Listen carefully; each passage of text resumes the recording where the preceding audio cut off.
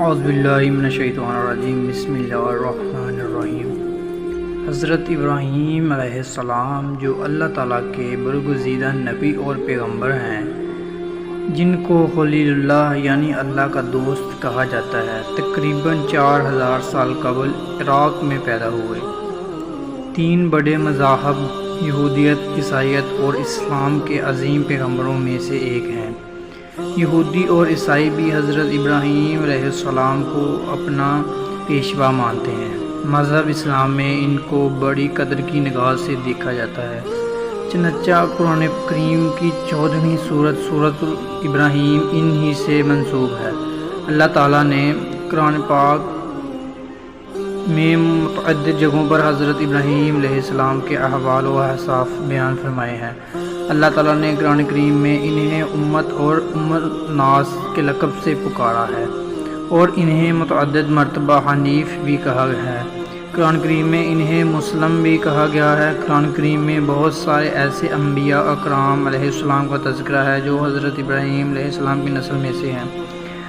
حضرت ابراہیم علیہ السلام کو بچپن سے ہی قلب و سلیم عطا کیا گیا تھا، چنانچہ انہوں نے ابتدا ہی سے بت پرستی کی مخالفت کی۔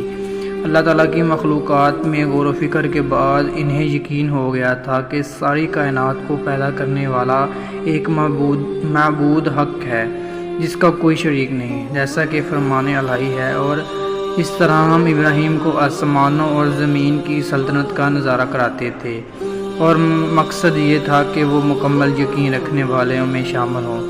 چنانچہ جب ان پر رات چھائی تو انہوں نے ایک ستارہ دیکھا، کہنے لگے یہ میرا رب ہے۔ پھر جب وہ ڈوب گیا تو انہوں نے کہا میں ڈوبنے والے کو پسند نہیں کرتا۔ پھر جب انہوں نے چاند کو چمکتے دیکھا تو کہا کہ یہ میرا رب ہے۔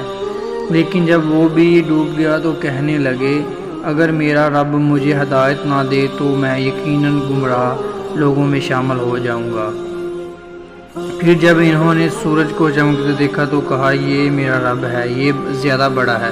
پھر جب وہ غروب ہوا تو انہوں نے کہا اے میری قوم، جن جن چیزوں کو تم اللہ کی خدائی میں شریک قرار دیتے ہو میں ان سب سے بیزار ہوں۔ میں نے تو پوری طرح یکسو ہو کر اپنا رخ اس ذات کی طرف کر لی ہے جس نے آسمانوں اور زمین کو پیدا کیا ہے، اور میں شرک کرنے والوں میں سے نہیں ہوں۔ حضرت ابراہیم علیہ السلام نے مرنے کے بعد زندہ ہونے کے بابت جب سمجھنا چاہا تو اللہ تعالیٰ نے پرندوں کی مثال کے ذریعے ان کو یہ راز سمجھایا، جیسا کہ اللہ تعالیٰ نے سورۃ البقرہ میں بیان فرمایا ہے۔ اور اس وقت کا تذکرہ سنو جب حضرت ابراہیم نے کہا تھا کہ میرے پروردگار مجھے دکھا کہ آپ مردوں کو کیسے زندہ کرتے ہیں۔ اللہ نے فرمایا کیا تمہیں یقین نہیں؟ کہنے لگے یقین کیوں نہ ہوتا، مگر یہ خواہش اس لیے ہے کہ تاکہ میرے دل کو اطمینان حاصل ہو جائے۔ اللہ تعالیٰ نے کہا اچھا تو 4 پرندے لو اور انہیں اپنے سے منوس کر لو، پھر ان کو ذبح کر کے ان کا ایک ایک حصہ ہر پہاڑی پر رکھ دو، پھر ان کو بلاؤ، وہ چاروں تمہارے پاس دورے چلے آئیں گے۔ ان کا والد مذہبی پیشوا تھا، بت بنا کر بیچا کرتا تھا۔ حضرت ابراہیم علیہ السلام نے زمانہ طفولیت سے ہی بتوں کی بات کی مخالفت کی۔ حضرت ابراہیم کی کھل کر بتوں کی مخالفت کے بعد ان کو قتل کرنے اور گھر سے نکالنے کی دھمکی دی گئی۔ حضرت ابراہیم علیہ السلام کا ایک عبادت گاہ میں گھس کر بڑے بت کے علاوہ تمام بتوں کے ٹکڑے ٹکڑے کرنے کا واقعہ پیش آیا، جس کا ذکر قرآن کریم میں ہے۔ چنانچہ حضرت ابراہیم نے ان کے بڑے بت کے سوا سارے بتوں کے ٹکڑے ٹکڑے کر دیے تاکہ وہ لوگ ان کی طرف رجوع کریں۔ وہ کہنے لگا کہ ہمارے خداؤں کے ساتھ یہ حرکت کس نے کی، وہ کوئی بڑا ہی ظالم تھا۔ کچھ لوگوں نے کہا ہم نے ایک نوجوان کو سنا ہے کہ وہ ان بتوں کے بارے میں باتیں بنایا کرتا ہے، اسے ابراہیم کہتے ہیں۔ انہوں نے کہا تو پھر اس کو سب لوگوں کے سامنے لے کر آؤ تاکہ سب گواہ بن جائیں۔ پھر جب حضرت ابراہیم علیہ السلام کو لایا گیا وہ بولے ابراہیم کیا ہمارے خداؤں کے ساتھ یہ حرکت تم نے کی ہے؟ حضرت ابراہیم نے فرمایا نہیں، بلکہ یہ حرکت ان کے اس بڑے سردار نے کی ہے جو اب انہی بتوں سے پوچھ لو اگر یہ بولتے ہیں۔ وہ کوئی جشن کا دن تھا جس میں ساری قوم شہر چھوڑ کر کہیں جایا کرتی تھی۔ حضرت ابراہیم علیہ السلام نے ان کے ساتھ جانے سے معذرت چاہی، اور جب سارے لوگ چلے گئے تو بت خانے میں جا کر سارے بتوں کو توڑ ڈالا، صرف ایک بت کو چھوڑ دیا۔ بعض روایات سے معلوم ہوتا ہے کہ اپنی کلہاڑی بھی اس کی گردن میں لٹکا کر چھوڑ دی۔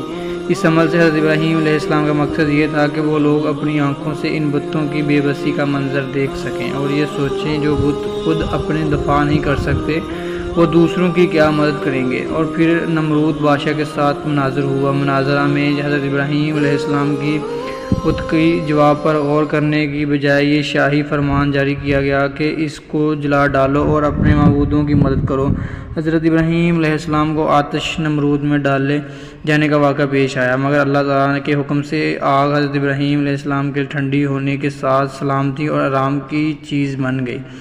جیسا کہ فرمان الہی ہے، وہ ایک دوسرے سے کہنے لگے، آگ میں جلا ڈالو اس شخص کو اور اپنے خداؤں کی مدد کرو اگر تم میں کچھ کرنے کا دم خم ہے۔ چنانچہ انہوں نے حضرت ابراہیم کو آگ